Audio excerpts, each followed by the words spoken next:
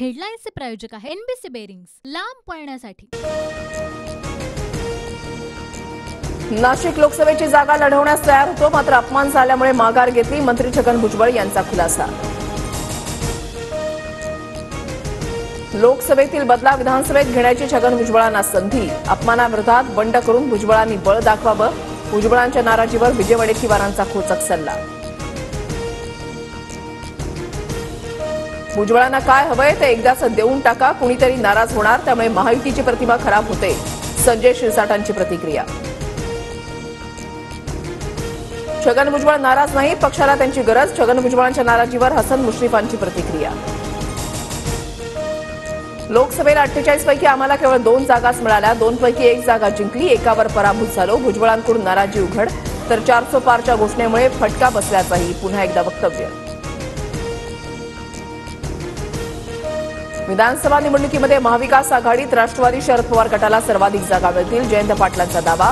पुन्हा चर्चा होणार असल्यानं आकडा सांगणार नाही, पाटलांचं वक्तव्य। राजश्री शाहू महाराज शिष्यवृत्तीमधील अटींवरून आव्हाड संतापले। शिष्यवृत्तीमध्ये जाचक आणल्याचा आरोप। मनुस्मृती डोक्यात गेल्यावर काय होतं याचं हे उत्तम उदाहरण, आव्हाडांची टीका। पक्षविरोधी काम आणि युती धर्म पाळला नसल्यामुळे अब्दुल सत्तार यांची मंत्रिमंडळातून हकालपट्टी करा। सिल्लोडमधील भाजप शहराध्यक्ष कमलेश कटारे यांची बावनकुळेंकडे पत्राद्वारे मागणी। जे अहंकारी होते त्यांना प्रभू रामानं 240 वर अडवलं। संघाचे ज्येष्ठ नेते इंद्रेश कुमार यांची भाजप नेत्यांवर सडकून टीका। काँग्रेस प्रणित इंडिया आघाडीला इंद्रेश कुमारांचा टोला।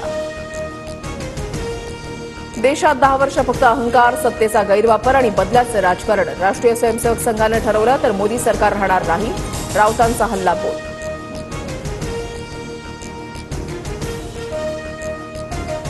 पुण्यातील ब्लड रिपोर्ट फेरफार प्रकरणी आरोपी विशाल अग्रवाल, शिवानी अग्रवाल आणि अशफाक मकानदारची पोलीस कोठडी संपणार। आजच्या सुनावणीमध्ये पोलिसांच्या दाव्याकडे लक्ष।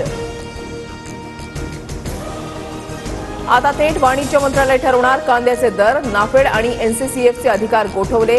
लोकसभा निवडणुकीमध्ये पराभव झाल्यानंतर केंद्र सरकारचा मोठा निर्णय। विदर्भात पुढील 5 दिवस पाऊस। आयएमडीचा महाराष्ट्रातील 16 जिल्ह्यांमध्ये येलो अलर्ट, तर मुंबईसह उपनगरांमधील अनेक भागात जोरदार पावसाची हजेरी।